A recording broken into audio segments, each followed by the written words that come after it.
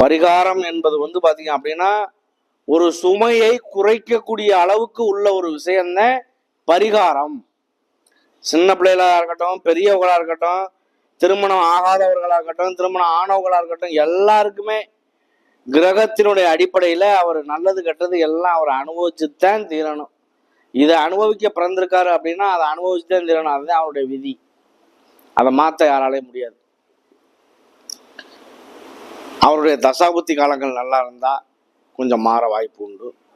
கிரகங்களுடைய அடிப்படையில கோச்சார பலன் நல்லா இருந்துச்சுன்னா கொஞ்சம் நன்மையை அனுபவிக்க வாய்ப்பு உண்டு.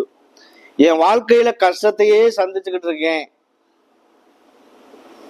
என் வாழ்க்கையில சந்தோஷமே இல்லாத ஒரு வாழ்க்கையா ஓடிக்கிட்டு இருக்குன்னு சொன்னவங்கலாம் நிறைய பேர் நமக்கு கமெண்ட் பண்ணியிருக்கீங்க. கமெண்ட் பண்ணவங்க பார்த்தீங்க அப்படின்னா நிறைய கமாண்டுகளை நம்ம திருப்பி அட்டன் பண்றோம். ஒரு சில கமாண்டுகளை